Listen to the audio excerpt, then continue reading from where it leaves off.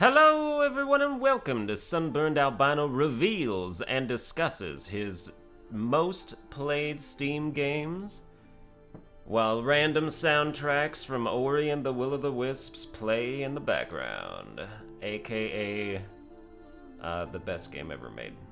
No cap. Alright, let's start from the top of our most played. Now keep in mind,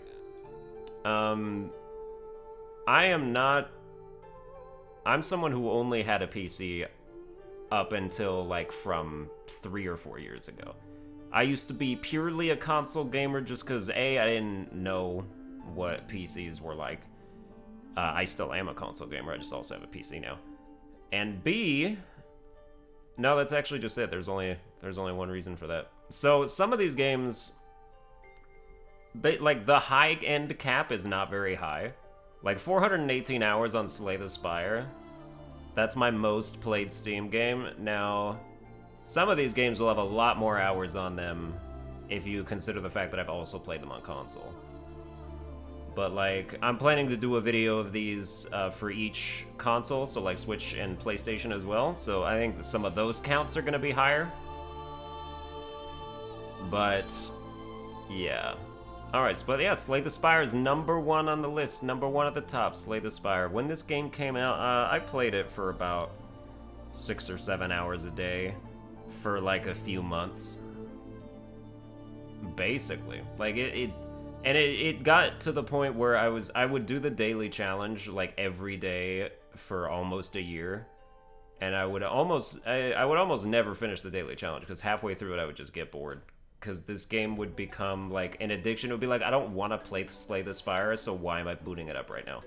Why am I booting it up and I'm about to play the daily challenge again every day? It's just an addicting game, but addicting in a bad way. It's it made me keep playing it. But it's still a really good game if you don't let yourself, fall prey to its, sweet nectar of, oh, just one more time as you unlock a bunch of stuff. Deck building roguelikes, those get me sometimes. Roguelikes in general seem to get me quite a lot. Then #2 is actually the Binding of Isaac, the original Binding of Isaac, not even Rebirth, which is down here at half the time. That's because I kind of do like the original one better.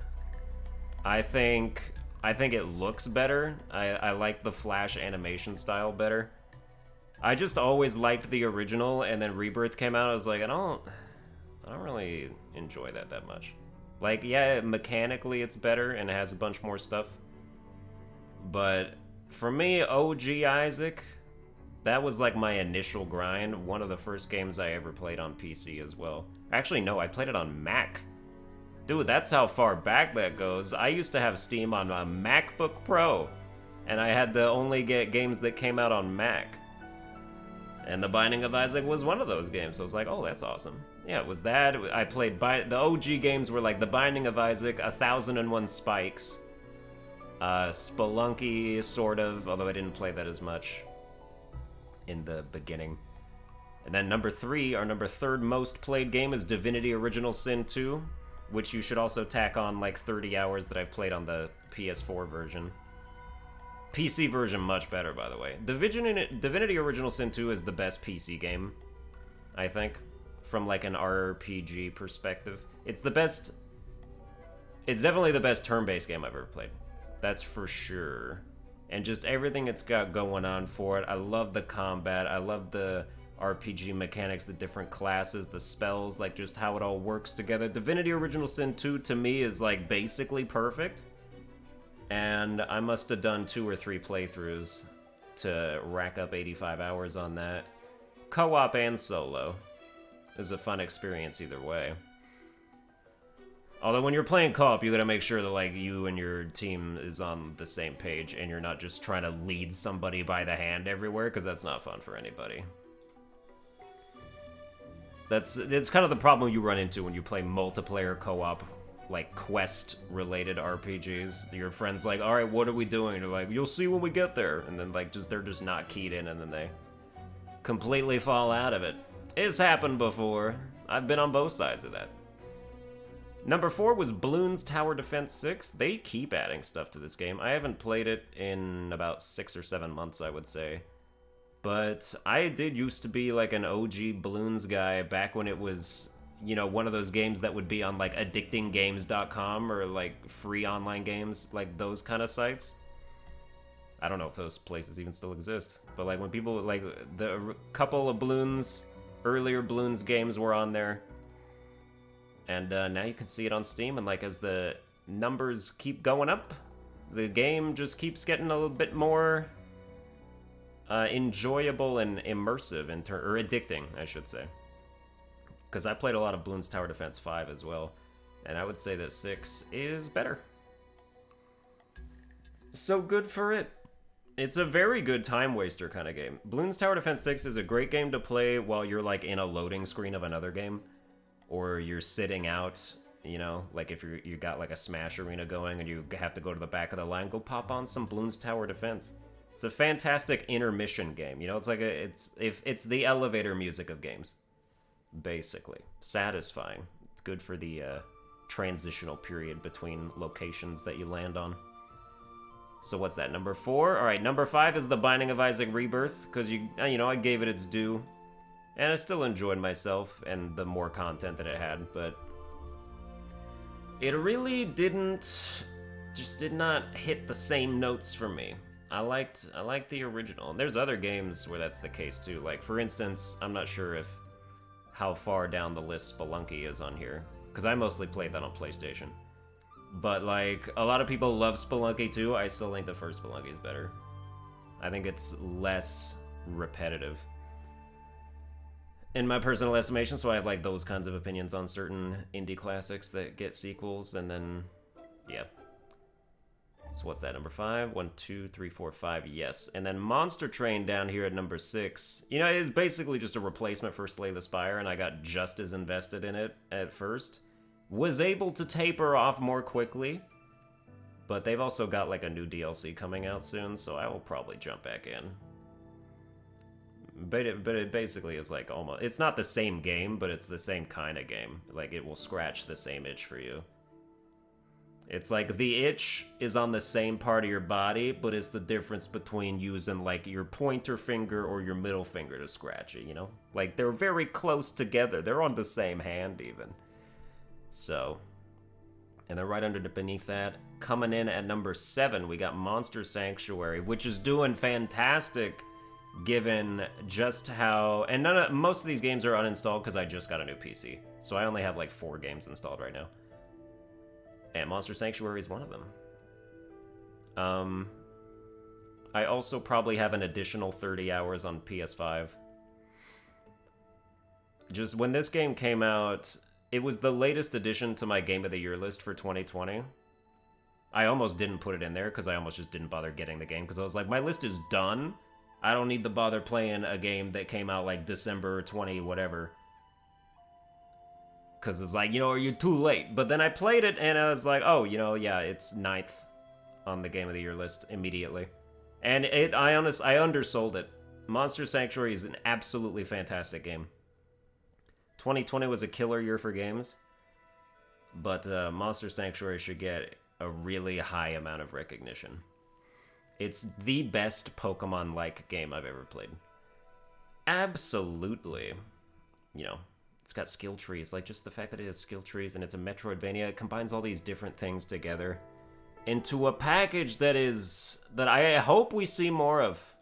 I hope there's a Monster Sanctuary 2, or I just hope other games, like, start happening in this kind of vein, where they merge these different genres together.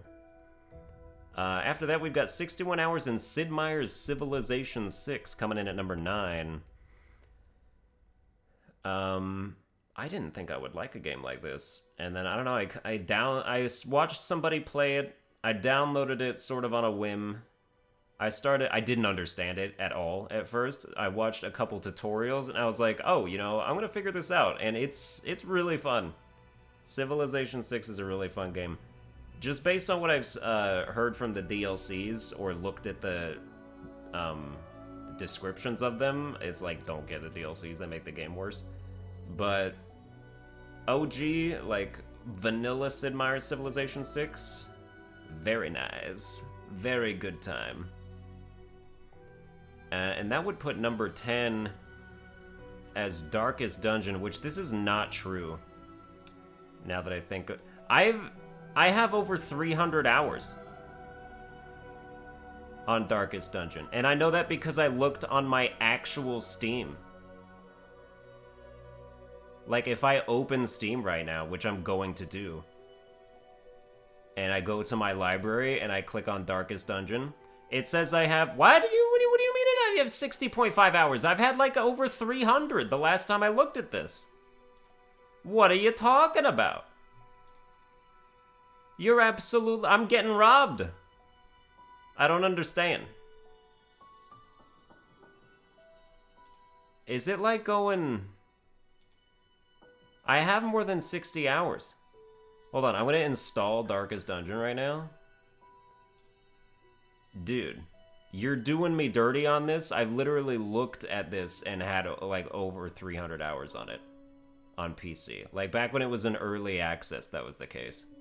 So I'm downloading this right now. You're lying to me about my playtime, and now I want to know why. What kind of information are you trying to obscure here?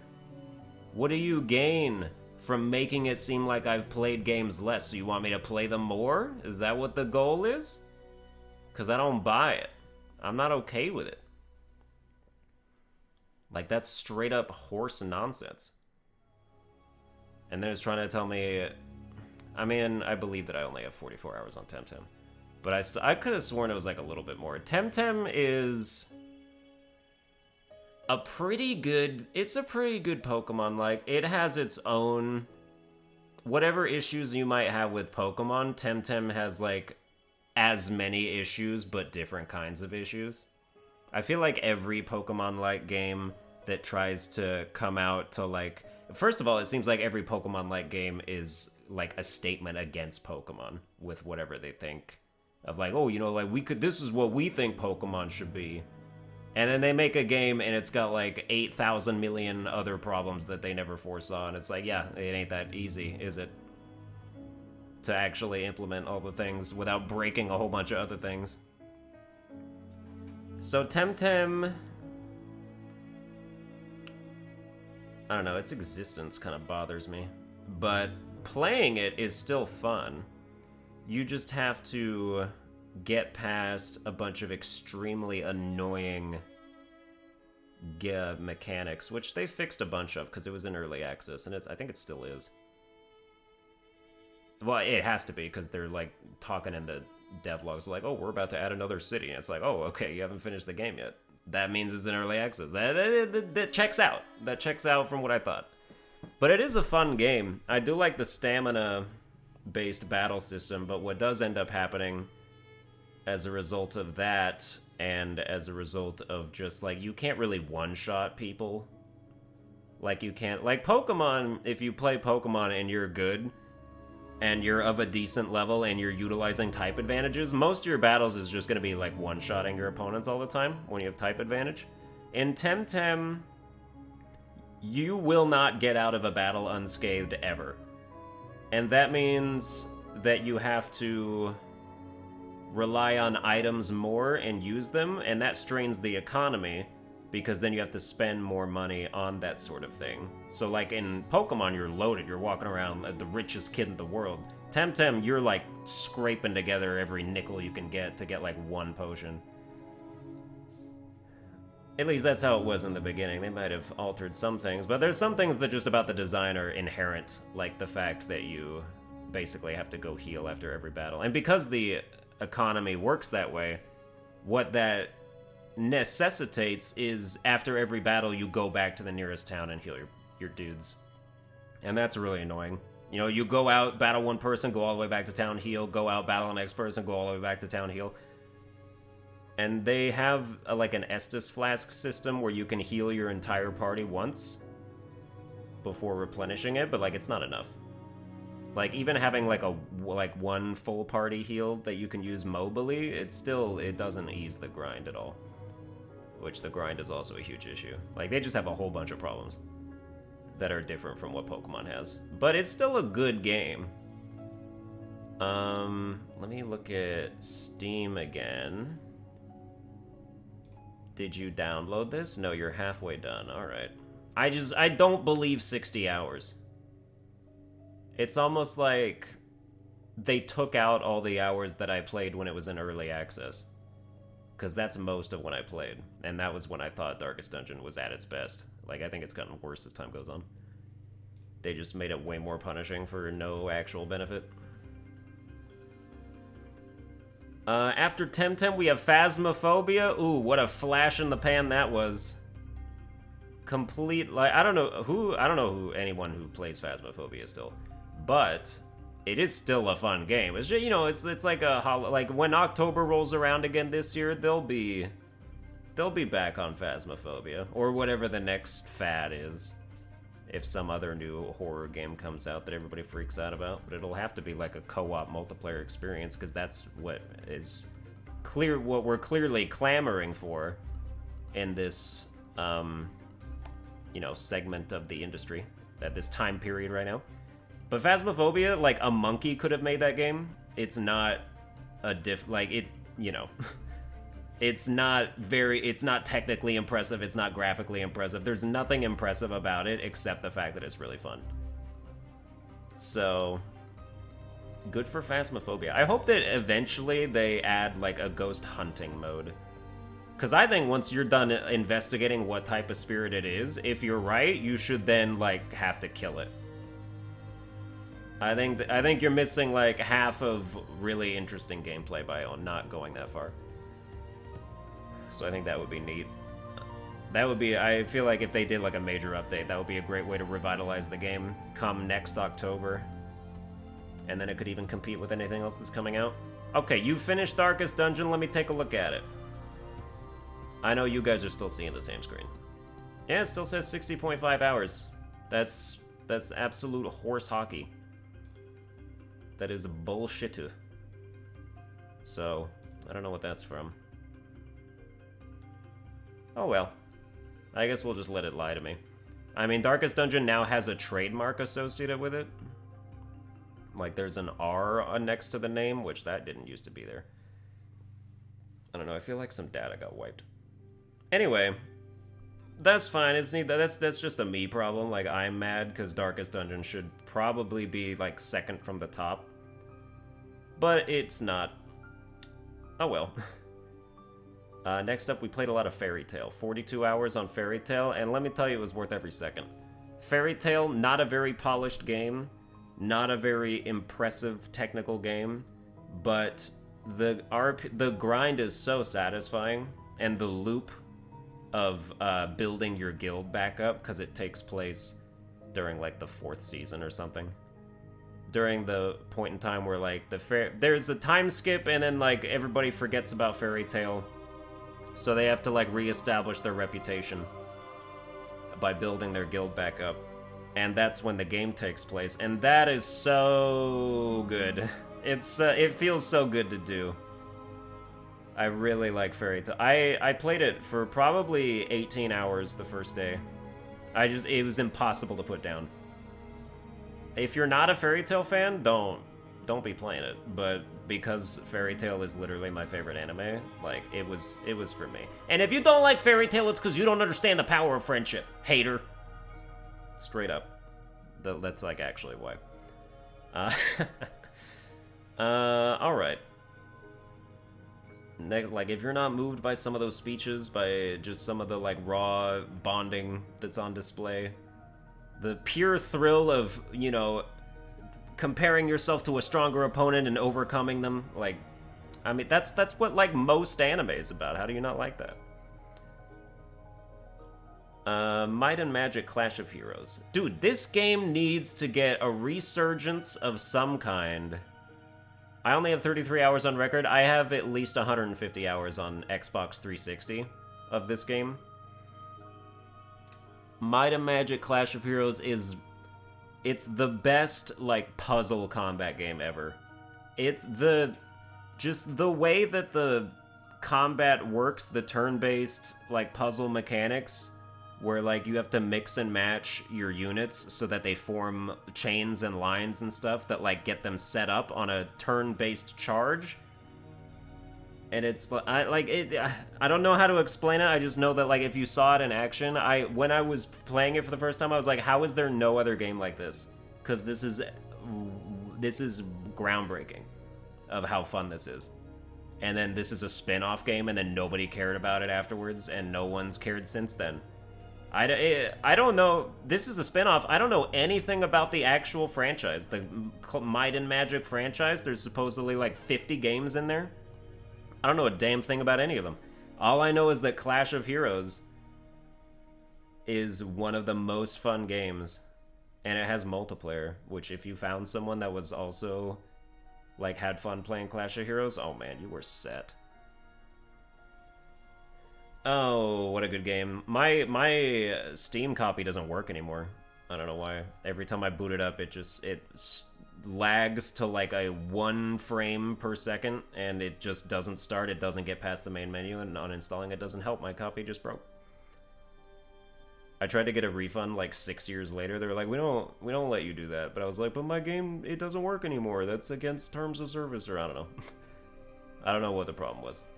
Maybe it was my PC. I got a new PC. I should try it again. I could easily jump back into Clash of Heroes. I wish more people played it. Nobody plays it, so I wish more than 0 people played it. After that, we've got Hollow Knight. Hollow Knight, obviously a tremendously fantastic game. If I had to create an archive of, like, gaming masterpieces that spanned every genre and just sort of brought forth, you know, like, the broad range of what humanity has to offer for, like, an alien species. It's like, hey, what's the deal with video games? I'm like, well, I'll show you. Hollow Knight would be one of the things that I would show them. Like that and Ori and the Will of the Wisps. Those would be my 2, like, indie contributions of just absolute excellence in every sense that you can possibly have excellence in. Because Hollow Knight is a transcendent piece of art. And an immaculately fun game.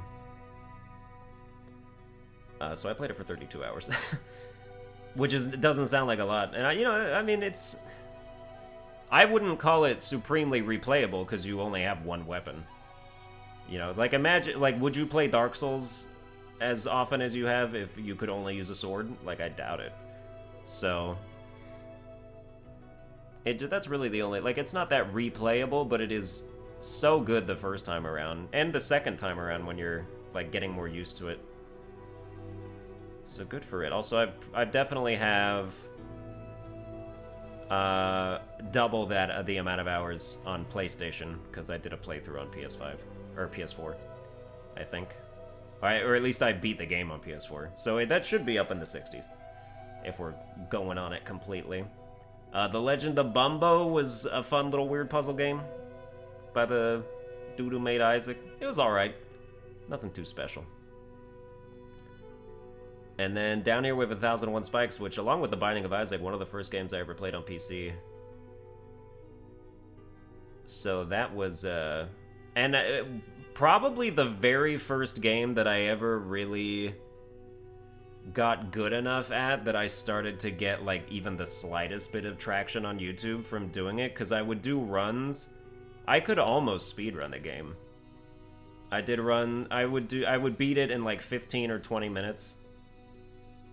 Which, you know, I mean, like, the best times were probably a lot shorter than that. But, like, for me, as someone who didn't actually research and was just, like, you know, trying to be good at the game, like, people actually turned out, given that I only had, like, 30 subscribers at the time, people really turned out to watch the 1001 Spikes videos. I would get, like, 800 or 900 views on them.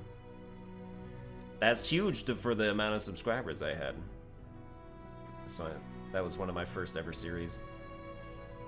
Rogue Legacy 2 is in early access right now, and let me tell you, now that it's added some more stuff and some more areas, it's really shaping up to be one of the best roguelikes I've ever played. I think when it's done, it could be the best one. I think all the tools are there. And they're really working on balancing and just making every run feel really distinct and cool, and like a whole bunch of different classes. So much stuff to purchase for permanent progression. Like, it is good. We're not going to go too far much down a lot further. We'll go down to like where we're hitting 20, and then I think we'll call it. After that, we have Hades. 24 hours on Hades. I like Hades. I think it's a bit overrated, but I like Hades. I like Hades. Like, there's really nothing else to say about it. It's like, I like it. I don't hate it. I don't dislike it. I think it's a good game. I'm not very good at it. I don't know why. I don't know why I'm not good at it. I've only beaten it once, and I've never been able to beat it since then. I played it in very early access. So I think they've implemented things since then to cater more to players who are like not succeeding, to like make it easier with each subsequent failure. But they sure didn't do that shit in the beginning. And I suffered as a result. But it's still a fun time. Jackbox Party Pack 6. Yeah, we would stream that every now and then.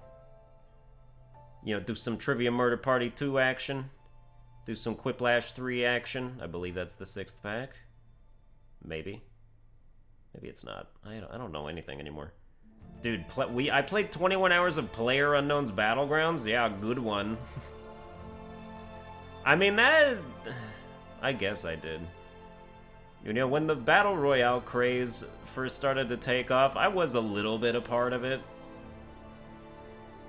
I like the concept. I initially liked the concept of a Battle Royale because I would always envision myself as like, oh, hell yeah, 1 versus 100, I could do this. And I could sometimes. But like, not with PlayerUnknown's Battlegrounds. Especially because I don't think it had controller supported when it first launched or when I was playing it. And I don't play shooters with keyboard and mouse, so I will never do it. Never gonna do that. Which means there's probably a skill ceiling I'll never hit, but that's okay, because, you know, third-person shooters are not the genre I'm trying to be the best at. After that, I do want to talk about Omori. I think Omori is better than Undertale. It's the same kind of game, like, thematically, for anybody who likes Undertale. If you like Undertale, you 100% have to play Omori. Like, that's how it is. I don't make the rules, I just enforce and deliver them. So Omori is a must-play. I really like this. I think it has a better story than Undertale. Like, it really focuses more on the story, and it's also more horror-esque. Although it's really more just creepy instead of, like, actually scary. But Omori is quite good. So I really recommend that. And that's gonna do it. These are my top Steam games. They're lying to me about Darkest Dungeon. They might be lying to me about other ones. I don't know. It's a conspiracy out there. Not really sure what it serves. All I know is that I'm mad about it. So I hope you enjoyed it. We'll be, what do you call it? Doing this for PlayStation and Switch as well. So get excited for those videos, because I'm excited to talk about them. And yeah, okay. Like, share, and subscribe if you enjoyed the stuff and like me as a content creator and all that. Follow me on Twitter at Sunburned Albino, and I will see you guys next time.